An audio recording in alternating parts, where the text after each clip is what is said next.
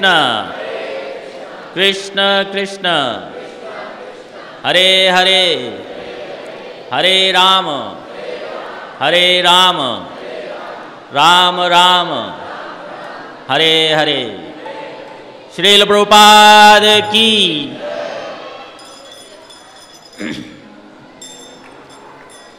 कितने लोग यहाँ नए हैं? आप बजा लेंगे प्रभु जी?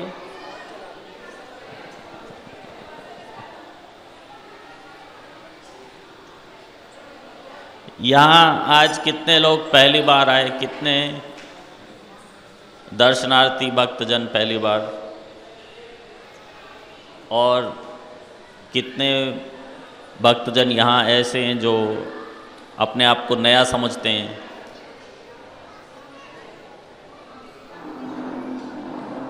बाकी अपने आप को नया नहीं समझते। तो अब हमें पता चल गया कि प्रश्न पूछने हो तो किससे पूछने हैं? जो अपने आप को नया नहीं समझते उनको। हाँ, सीखने आते हैं? ट्राई करें। 2 लाइन ट्राई करते हैं। 2 लाइन ट्राई कर लेते हैं।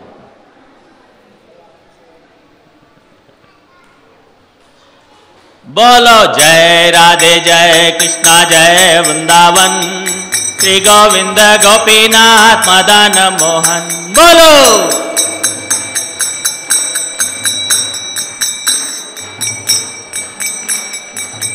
बोलो जय राधे जय कृष्णा जय वृंदावन श्री गोविंद गोपीनाथ मदन मोहन।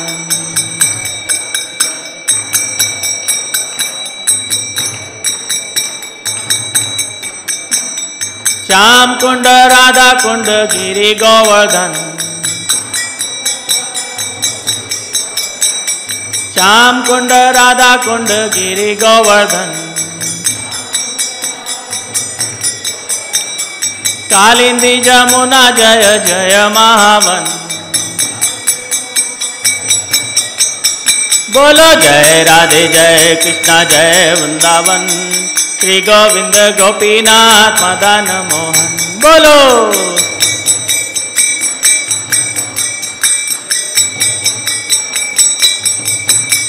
हरे कृष्ण कृष्ण कृष्ण हरे हरे हरे राम राम राम हरे हरे।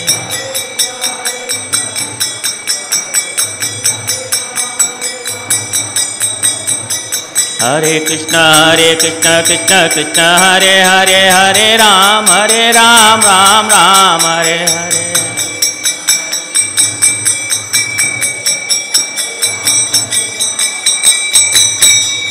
श्रील प्रभुपाद की। Thank you. तो आज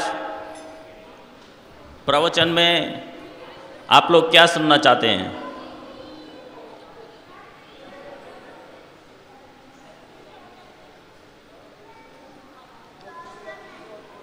जो कृष्ण भक्ति से ओतप्रोत, कृष्ण भक्ति तक कैसे पहुंचा जाएगा? कृष्ण भक्ति से पहले क्या आता है? श्रवणम कीर्तनम से। कृष्ण भक्ति से पहले कर्म मार्ग, ज्ञान मार्ग, उसके बाद भक्ति मार्ग। जैसे कि सत्यनारायण भगवान की व्रत कथा में बताया गया। कितने लोग यहाँ सत्यनारायण भगवान की कथा जानते हैं? कोई जानता है? और बाकी सत्यनारायण भगवान की कथा नहीं सुनी कभी? बोलो श्री सत्यनारायण भगवान की। सब ने किसी ना किसी समय सत्यनारायण भगवान की कथा सुनी। सत्यनारायण भगवान की कथा में क्या बताया जाता है कि अगर कोई पाप करेगा तो उसको नरक भोगना पड़ेगा, और अगर कोई पुण्य करेगा तो उसको स्वर्ग की प्राप्ति होगी। ऐसा ही बताया गया ना। तो कोई पापी है यहां? ओ, कुछ पापी आए हुए हैं। बाकी जो असली पापी हैं वो कभी हाथ ऊपर नहीं करेंगे कि हाँ मैं पापी हूं।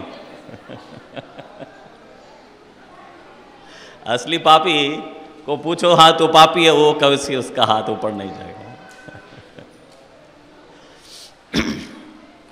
और पुण्यवान व्यक्ति कितने हैं यहां जो पुण्य करते हैं? कुछ करते हैं पुण्य,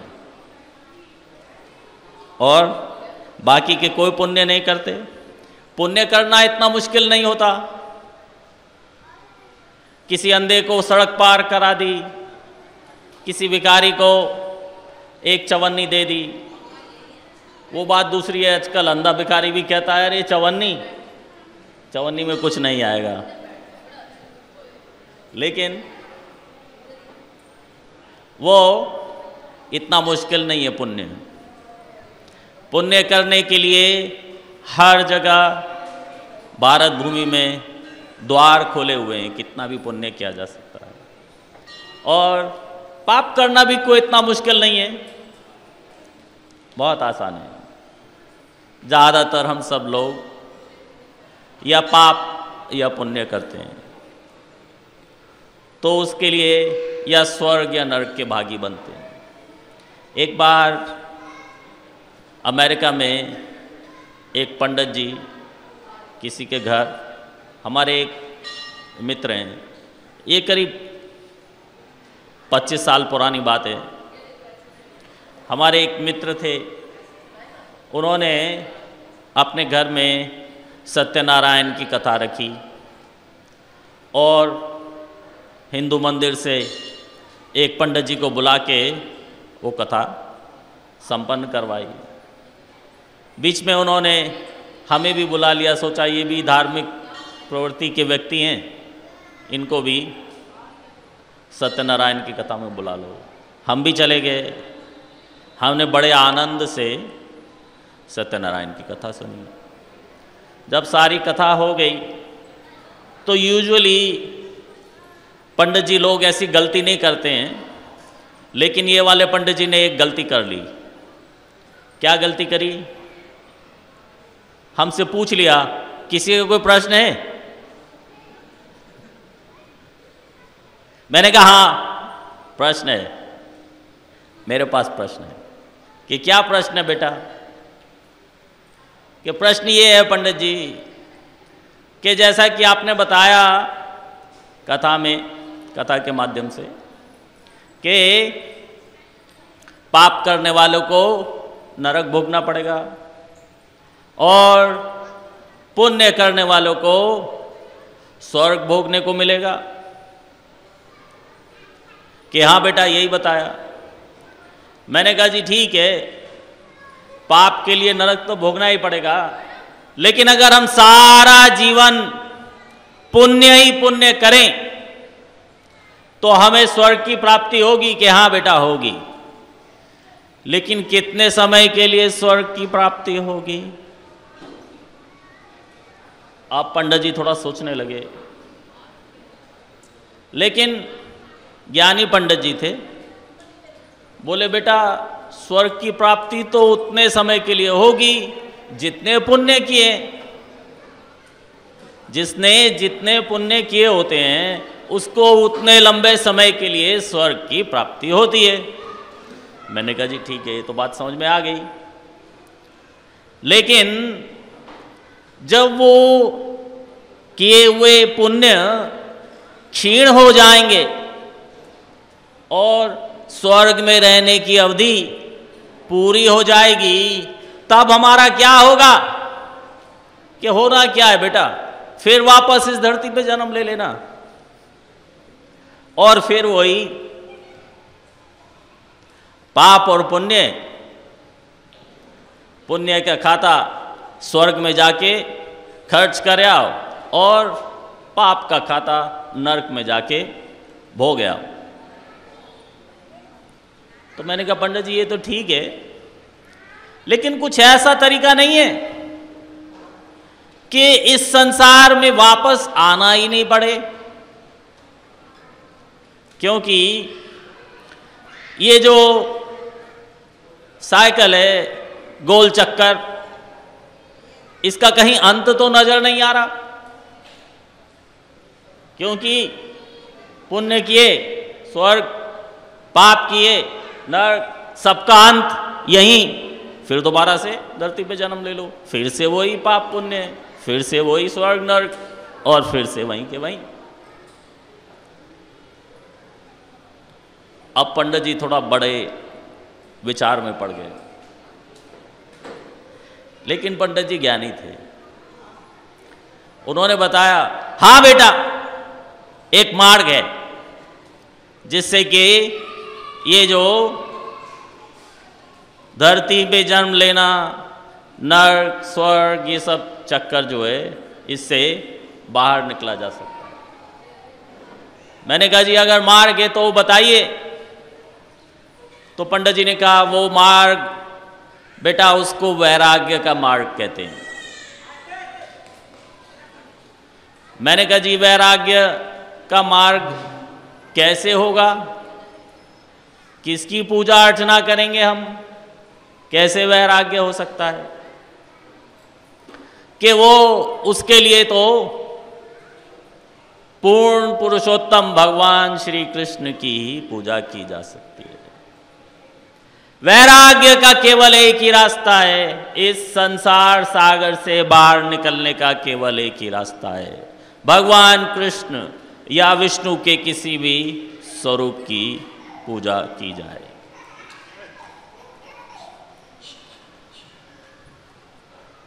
अभी मैं और प्रश्न पूछने के मूड में था, तो इसलिए मैंने पंडित जी को पूछ लिया कि पंडित जी जब ये मार्ग है और आपको पता है, तो फिर आप सब लोगों को ये मार्ग बताते क्यों नहीं? क्या परेशानी है? सबको ये मार्ग बताओ कि ऐसे मार्ग है।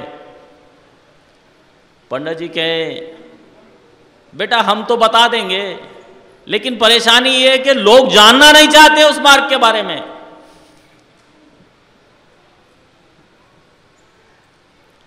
मैंने कहा क्यों?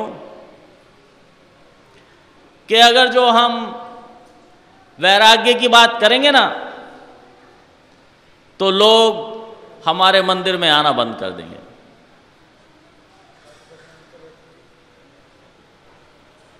और मंदिर में आना लोगों ने बंद कर दिया तो जो मंदिर के ट्रस्टी लोग हैं, जिन्होंने हमें वहाँ नौकरी पे रखा है, वो हमारी भी छुट्टी कर देंगे कि कोई अच्छा पंडित ढूंढ के लाएं जो कर्मकांड की बात करे। क्या करे कर्मकांड की बात? ओम जय चिट्टे नोट हरे, स्वामी जय चिट्टे नोट हरे, इस जग के सब संकट नोट ही दूर करे। ओम जय चिट्टे नोट हरे। जब हम ये रास्ता लोगों को बताते हैं, उससे लोग प्रसन्न रहते हैं। क्यों? क्योंकि आगे आएगा सुख संपत्ति घर आवे, कष्ट मिटे तन का। ओम जय चिट्टे नोट हरे। क्योंकि सबको सुख संपत्ति चाहिए और सबको तन का कष्ट मिटाना है। कि तन का कष्ट कैसे मिट सकता है? कभी किसी का तन का कष्ट मिटा है? कोई ना कोई बीमारी, कितनी बीमारियों के ऊपर हमने साइंस ने विजय प्राप्त कर ली। पहले टाइफाइड जानलेवा होता था, मलेरिया से कितने लोग मरते थे, कितनी बीमारियां, चेचक से पूरे के गांव मर जाते थे। अब बहुत सारी ऐसी बीमारियां हैं, एक इंजेक्शन लगा लो नहीं होगी। लेकिन क्या बीमारियों की कमी है? बहुत सारे रास्ते हैं अपने बूढ़े शरीर को जवान दिखाने के। बालों में कालक पोत लो और दांत गिर गए कोई बात नहीं, नकली डेंचर बिल्कुल फर्स्ट क्लास जैसा आपको चाहिए, बिल्कुल मुस्कान आपकी आमिर खान जैसी हो जाएगी। कौन सा डेंचर चाहिए? आमिर खान, सलमान खान, राजेश खन्ना, सबके डेंचर आते हैं। लेकिन जो असली बीमारी है वो ये तन है। ये तन जो है ये घर है बीमारियों का, और ये केवल बूढ़ा होना जानता है। एक ही चीज जानता है, ये किस तरह से बूढ़ा हुआ जाए। कौन होना चाहता है बूढ़ा यहां? कोई वॉलंटियर नहीं, एक है। बहुत बहुत खुशी हुई आपसे मिलके, एक व्यक्ति यहां बूढ़ा होना चाहता है।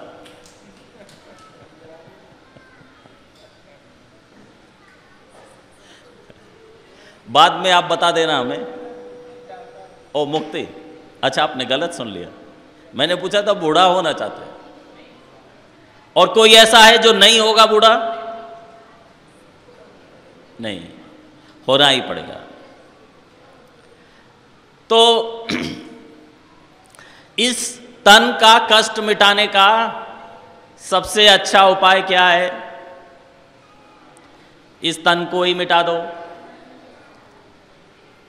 है कि नहीं? उसका अर्थ ये नहीं है कि कहीं जाके आत्महत्या कर लो तन खत्म हो गया, नहीं, वो तरीका नहीं है। ये तन जो है भगवान ने हमें भगवान की सेवा में रत होने के लिए दिया है, क्योंकि हम उसको भगवान की सेवा में रत करने के बजाय अपनी सेवा में रत करना चाहते हैं कि किस तरह से मैं अपने लिए अच्छे से अच्छी गाड़ी, अच्छे से अच्छा घर, अपनी संतान के लिए पता नहीं कितना छोड़ जाऊं। वही एक आम इंसान चाहता है। तो वो दुखों का घर है, उससे कोई सुख कभी प्राप्त नहीं होगा। क्योंकि जैसे कि बताया गया,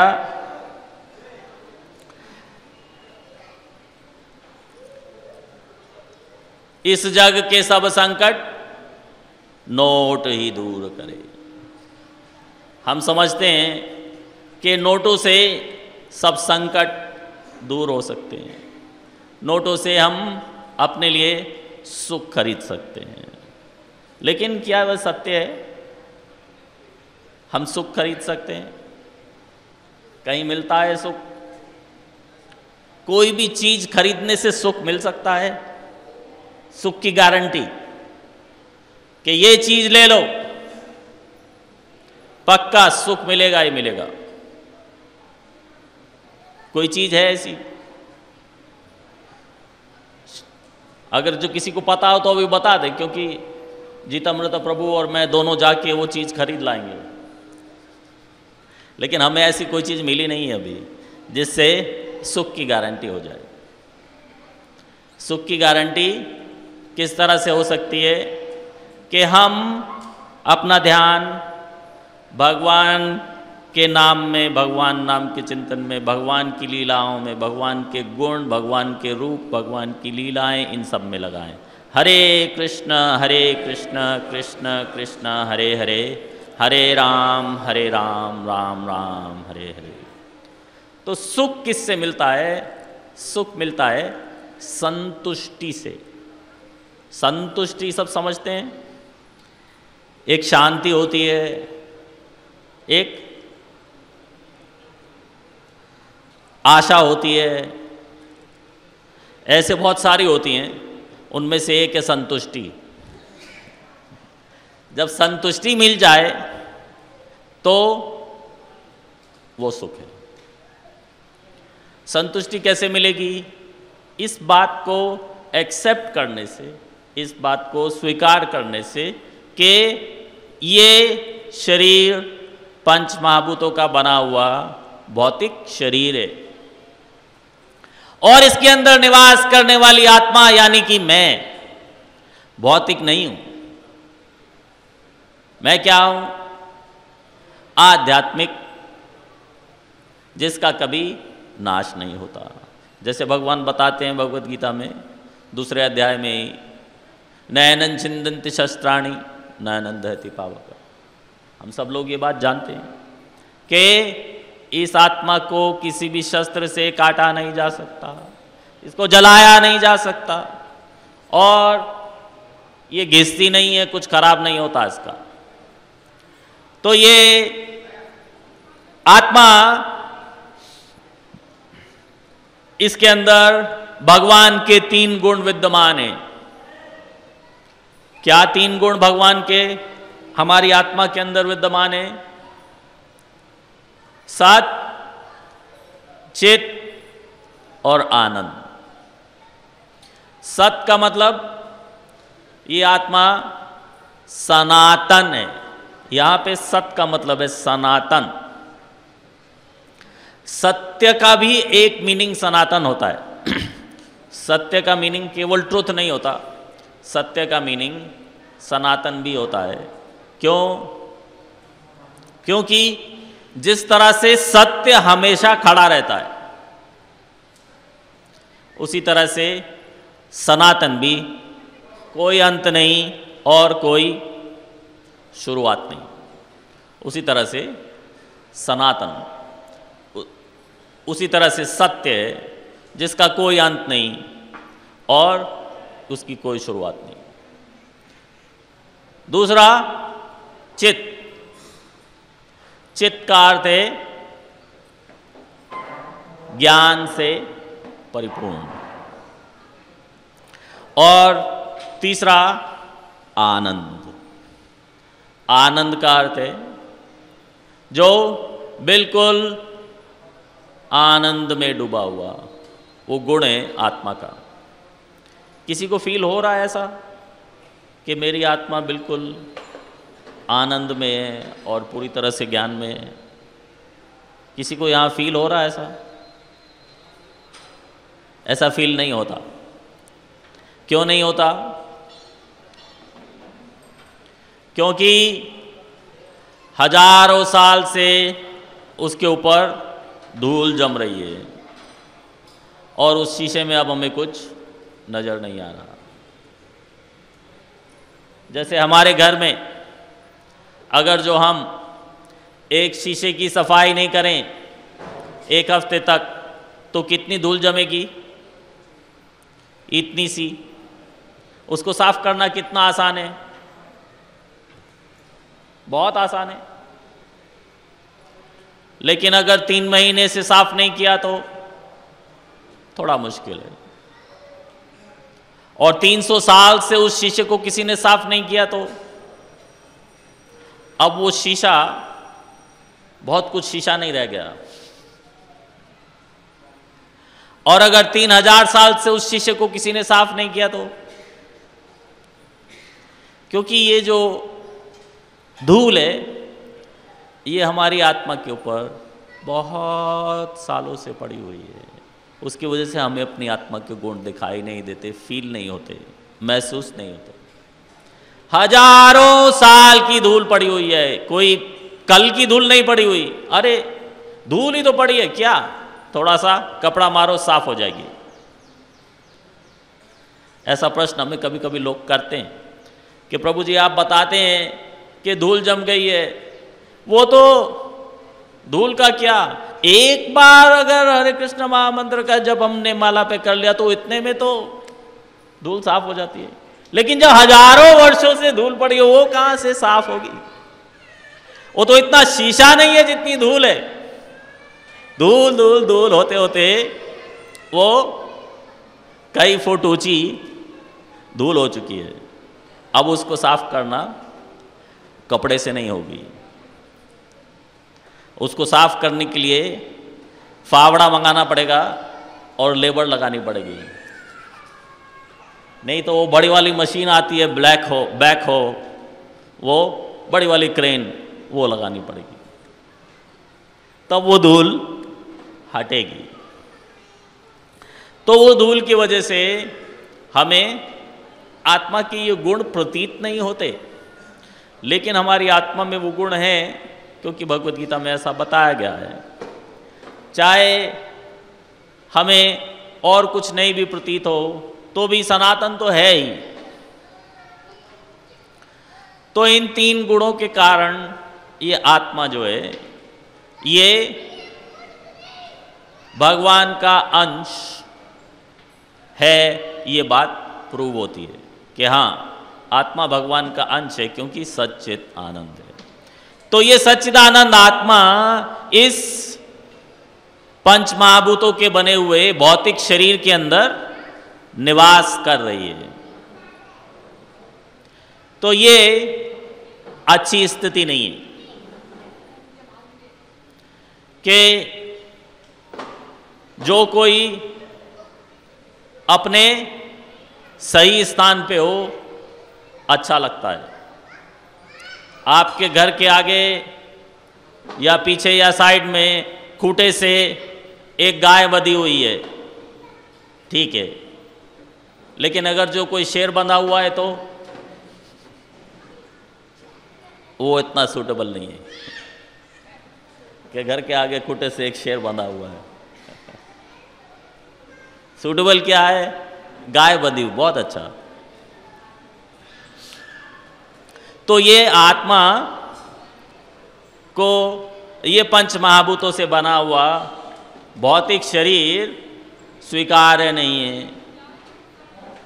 ये मिसमैच, गलत चीजें आपस में मिल गई। तो या तो आत्मा को एक आध्यात्मिक शरीर की प्राप्ति हो, या इस शरीर को किसी भौतिक आत्मा की प्राप्ति हो जाए। भौतिक आत्मा मिलेगी कहीं? भौतिक आत्मा तो नहीं मिलेगी, क्योंकि एक आत्मा हमारे शरीर में निवास करती है। उसका सबूत क्या है? उसका सबूत है चेतना। ये शरीर चेतन है। जब इसको कोई कहीं भी उंगली लगाता है तो हमें पता लगता है, ओ किसी ने हमें उंगली लगाई। और जब इस शरीर में से आत्मा निकल जाएगी तो सारी दुनिया आके उंगली लगा ले, वो शरीर बोलने वाला नहीं है कि अरे क्यों उंगली लगा रहे मुझे। वो शरीर को हम ले जाके शमशान में जला भी देंगे तो भी उसके मुंह से चूं की आवाज़ नहीं आने वाली। आती है किसी मुर्दे के शरीर में से आवाज़, अरे क्यों जला रहे मुझे? नहीं। क्यों? क्योंकि उसमें चेतना नहीं है। तो ये जो चेतना है ये आत्मा की उपस्थिति है। इस चेतना की वजह से हम कह सकते हैं हाँ ये जीवित मनुष्य है। और जिस दिन वो आत्मा गई, ये लाश का ढेर है, ले जाओ शमशान घाट, जलाओ और जल्दी से छुट्टी करो। बहुत देर घर में नहीं रखना। एक बार की बात है, हमारे एक मौसी और मौसाजी थे। 42 साल से उनकी शादी हुई थी और वो दोनों आपस में बिल्कुल पक्के मित्र की तरह थे। ज़्यादातर पति पत्नी ऐसे नहीं होते। पति ये करने जाता है तो पत्नी ये करने जाती है, सब अपने अपने। लेकिन वो ऐसे नहीं थे, दोनों बिल्कुल सेम डायरेक्शन में चलते थे। सुबह को उठ के चाय बनाने जाएंगे तो दोनों, बैठ के न्यूज़पेपर पढ़ेंगे तो दोनों, घूमने जाएंगे तो दोनों, घर आके फिर खाना बनाएंगे तो दोनों। कहीं देखा है आपने किसी घर में ऐसा? ज़्यादातर नहीं होता, लेकिन उनके साथ ऐसा ही था। 42 साल से बिल्कुल पक्के मित्र दोनों एक साथ में सब कुछ करते थे। और एक दिन वो अंकल चले गए, हम भी गए वहाँ एकदम से, इतना दूर नहीं थे तो जाना पड़ा। और रात को सब लोग अपने अपने घर चले गए और करीब 14-15 साल की उम्र में मैं एक व्यक्ति वहाँ रह गया जो पुरुष था, बाकी सब स्त्रियाँ। तो सुबह को उनको गंगा घाट ले जाना था, तो रात को ये डिसाइड करना पड़ा कि लाश वाली रूम में कौन सोएगा, कौन रहेगा लाश के पास, कि या तो कोई पुरुष रह सकता है या उसकी पत्नी। पत्नी से पूछा, नहीं नहीं मैं नहीं रहूंगी, साफ मना कर दिया। ये वही शरीर है जो 42 साल से उसके साए की तरह आस पास, और आज वो शरीर से उनको कोई ममता शेष नहीं रह गई कि नहीं जो कुछ भी हो जाए मुझे नहीं रहना। तो ये एक बहुत सोचने की बात है कि सारा जीवन हम समझते हैं कि जिससे हम प्यार करते हैं वो ये शरीर है।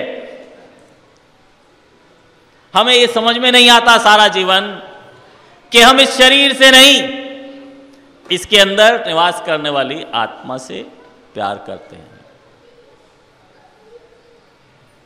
सारा जीवन हमें ये बात समझ में नहीं आती। आती है यहां किसी को आती है शायद नहीं। जो कुछ भी है वो ये शरीर है, लेकिन उस दिन ये बात समझ में आती है जब इस शरीर में से चेतना चली गई कि इस शरीर को हम प्यार नहीं करते। उस दिन आंख खुलती है, ये समझ में आने लगता है कि हाँ मैं इससे प्यार नहीं करता था, इस शरीर से, उसके अंदर निवास करने वाली आत्मा से प्यार करता है। और उसके अंदर निवास करने वाली जो आत्मा है उससे हमारा वास्तव में रिलेशन क्या है? उस आत्मा का रिलेशन हमारे शरीर से तो नहीं हो सकता। उस आत्मा का रिलेशन हमारे आत्मा से ही हो सकता है ना। तो उस आत्मा का और हमारी आत्मा का क्या संबंध है? जरा सोचिए, क्या संबंध है? वही संबंध है जो हमारी आत्मा का हर किसी की आत्मा से है कि नहीं? कोई फर्क है? कोई फर्क है संबंध में? हमारी आत्मा का जो संबंध इसकी आत्मा से है और जो संबंध उसकी आत्मा से है, उसमें क्या अंतर है? ऐसे ही हमारी आत्मा का जो संबंध हमारी पत्नी की आत्मा से है या पुत्र की आत्मा से है, उसमें भी कोई अंतर नहीं है। बुरा नहीं मानना है मेरी बात का, कोई बुरा नहीं लगाए, लेकिन परम सत्य, वास्तविक सत्य यही है कि हम प्रेम तो करते हैं आत्मा से, लेकिन हम समझते हैं कि हम सारा जीवन उस शरीर से प्रेम कर रहे हैं। और अगर प्रेम आत्मा से ही करना है तो फिर सबकी आत्मा तो सेम ही है। सबकी आत्मा से हमारा संबंध भी सेम ही है, कोई डिफरेंस नहीं है। किसी की भी आत्मा से हमारा क्या संबंध है, उसमें कोई डिफरेंस नहीं है। दादाजी की भी आत्मा और पोते की भी आत्मा संबंध हमारा सेम ही है। हम समझते हैं नहीं नहीं ये दादाजी ये पोता, उसमें अंतर कोई नहीं।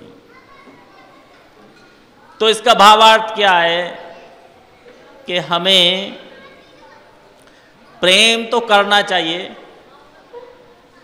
लेकिन प्रेम करना चाहिए देखभाल के।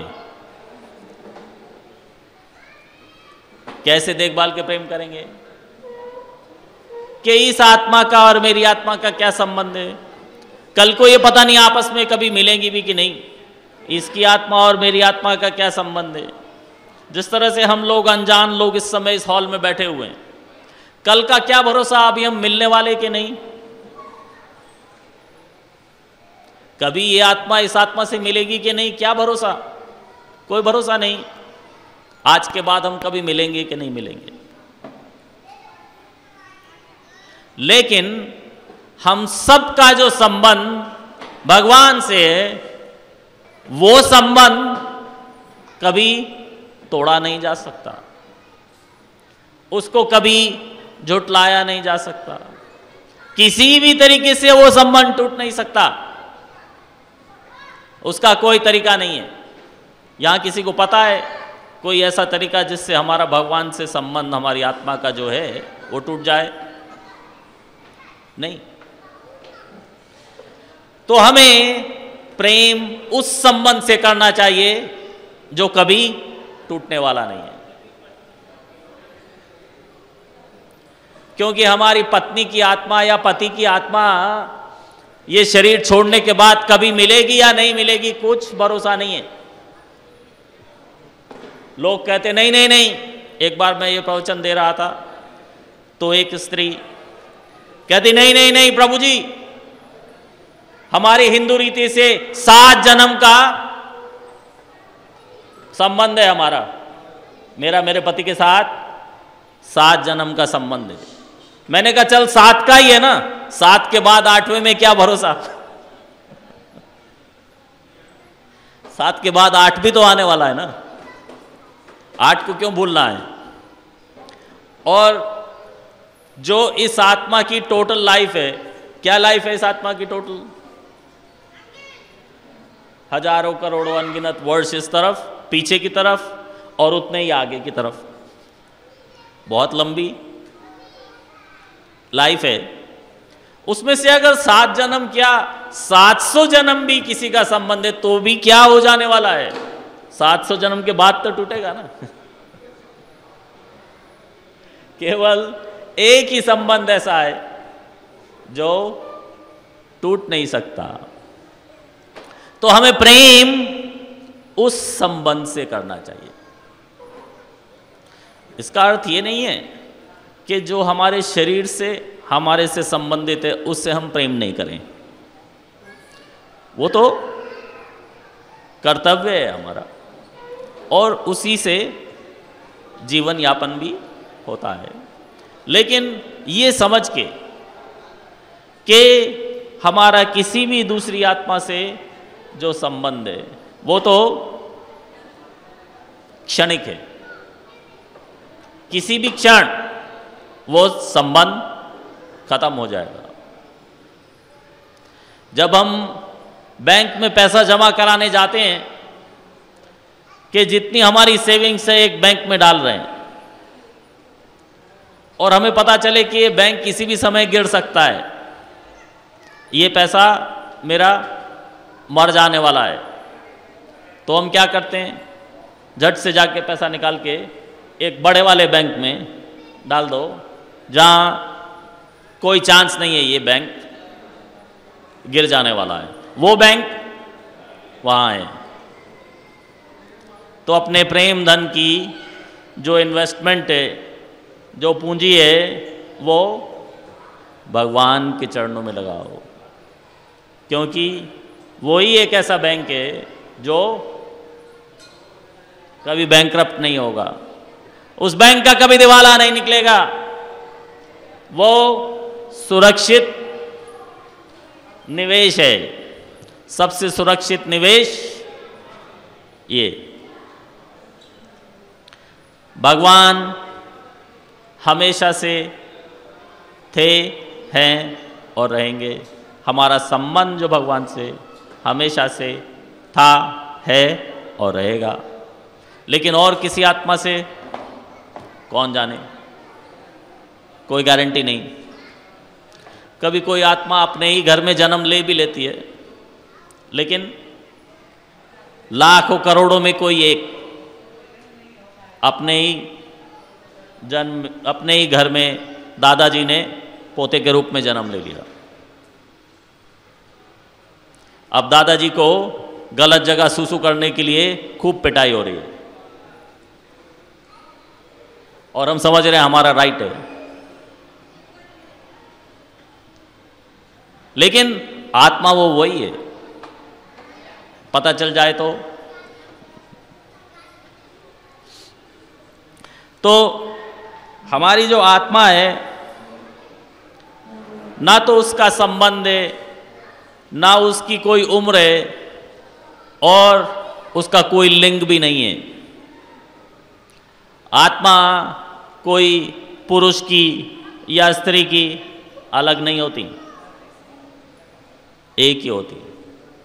उसी आत्मा को कभी पुरुष का शरीर मिल सकता है, उसी आत्मा को कभी स्त्री का शरीर मिल सकता है, उसी आत्मा को कभी कीड़े का शरीर मिल सकता है, उसी आत्मा को कभी कुत्ते का शरीर मिल सकता है और उसी आत्मा को सांप का शरीर मिल सकता है। कोई भी शरीर प्राप्त हो सकता है उसी आत्मा को। लेकिन एक ये मनुष्य शरीर ही है जो इस संसार सागर जन्म मृत्यु जरा व्याधि के बंधन से मुक्त होने का द्वार है।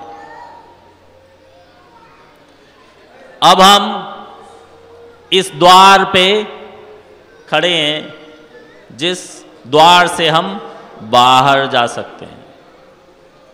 नहीं तो वही कोलू के बैल की तरह जन्म मृत्यु जरा व्याधि, जन्म मृत्यु जरा व्याधि, जन्म मृत्यु जरा व्याधि।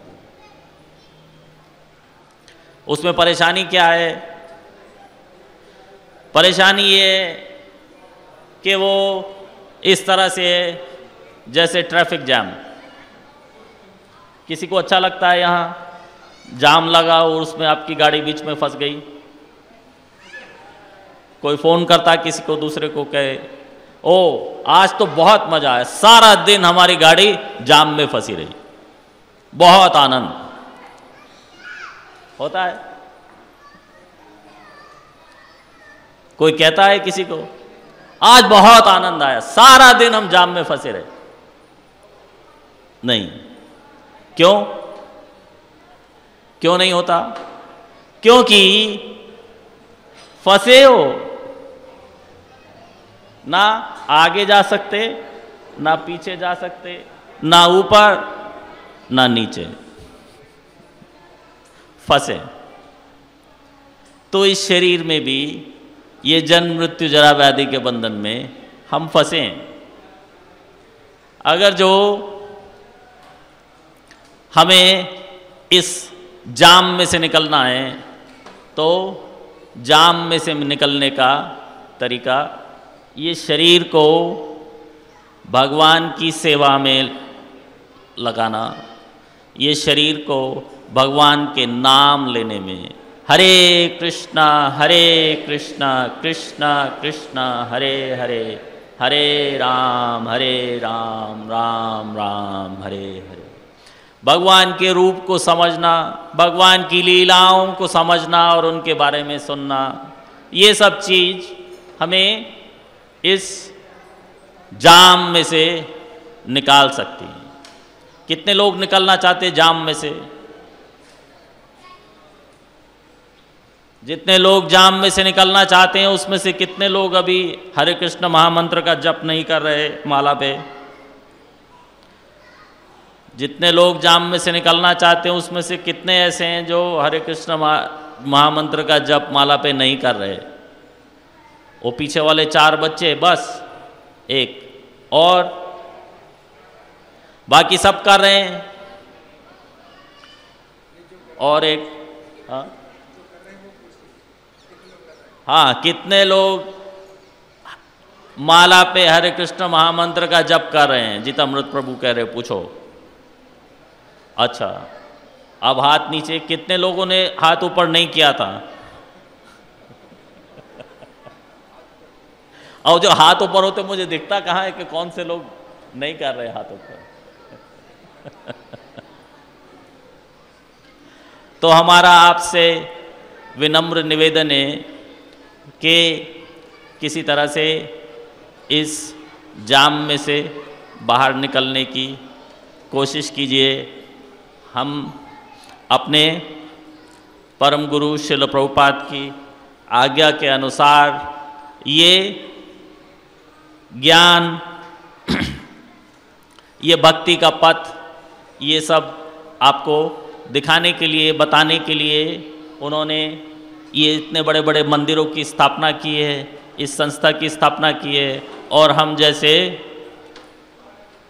लोगों को इस उपदेश के प्रचार में रत किया है, जिससे कि हम अपने सभी और जीवात्माओं को, भाइयों और बहनों को इस मार्ग के बारे में बता पाएँ और उन्हें हमेशा के लिए जन्म मृत्यु जरा व्याधि नाम के ट्रैफिक जाम में से बाहर निकलने का रास्ता बता पाएँ। तो हमारा आपसे विनम्र निवेदन है कि आप और ज़्यादा मंदिर आएँ, अपने घर में हरे कृष्ण महामंत्र का माला पे जप करें, और अनर्थ निवृत्ति, हमारे 4 नियम, उनका पालन, साधना, भक्ति, ये सब चीज़ में संलग्न हो। और जिसको इनमें से या अदरवाइज़ जो हमने बताया या नहीं बताया उसमें से कोई प्रश्न हो तो वो अभी पूछ लें। कितने बजे तक है? कितने बजे तक है प्रवचन? 2 बजे समाप्त। 2 बजे, 2 बज गए ऑलमोस्ट। तो किसी का कोई प्रश्न है तो अभी पूछ लें, इससे पहले कि हमारा समय समाप्त हो जाए। हरे कृष्ण, हरे कृष्ण। धन्यवाद। मैं कुछ बोल रहा हूँ। तो प्रभु जी ने आप लोगों को जो संदेश दिया है वो बहुत ही उपयोगी है, बहुत ही आवश्यक है, मनुष्य के जीवन के लिए बहुत आवश्यक है। और ये संदेश नहीं मिलता कहीं। आजकल के स्कूलों में, कॉलेजों में, विश्वविद्यालयों में, महाविद्यालयों में कहीं ये संदेश नहीं मिलता है। ये संदेश, इनका नाम है अक्रूर। अक्रूर का मतलब है जो क्रूर ना हो, और जो संदेश नहीं देते वो क्रूर हैं। तो हरि बोल, हरि बोल, हरि बोल। तो जो व्यक्ति अपने मतलब कोई माता है, कोई पिता है, कोई शिक्षक है, अगर संदेश नहीं देता अपने आश्रित को, ये संदेश नहीं देता है, वो क्या है? क्रूर है। क्रूर माता, क्रूर पिता, क्रूर शिक्षक, क्रूर पुत्र, क्रूर बंधु, सब क्रूर हैं। केवल ये प्रभु जी अक्रूर हैं, ये क्रूर नहीं है, इसलिए आपको संदेश दिया है। तो वास्तव में कलयुग में ये बताया गया है कि हरि नाम परा ये चा घोरे कलयुगे नरा तो ये विकृत कृत्याश्च नकलर बाधते ही तान। कि जो हरि नाम के परायण हैं इस घोर कलयुग में, कलयुग बहुत घोर है, बड़ा भयानक है, और इसकी भयानकता दिन प्रतिदिन बढ़ती जा रही है। तो जो हरि नाम के परायण है तो ये विकृत कृत्याश्चा, तो वो कृतकृत्य हैं, उनको कलयुग नहीं बाधा डालता है। और बताया गया सुगमम भगवन नाम जिह्वाचा वर्षवर्तिनी तथापि नरकम यान्ति किम आश्चर्य मतः परम। कि भगवान का नाम इतना सुगम है कि 5 साल से आपकी जिह्वा बस में हो जाती है। जिह्वाचा वर्षवर्तिनी, क्या आप बोल सकते हैं? 5 साल की अवस्था से आप बोल सकते हैं, हरे कृष्णा बोल सकते हैं। तथापि नरकम यान्ति, फिर भी नरक जा रहे हैं लोग। इससे बड़ा आश्चर्य क्या है? तो ये सबसे बड़े आश्चर्य की बात है। वैसे तो आश्चर्य बताते हैं भाई, ये आश्चर्य है, वो आश्चर्य है, ताजमहल आश्चर्य है, लेकिन ये आश्चर्य नहीं है कि इतना सरल उपाय होते हुए भी आप जो है नरक जाएं।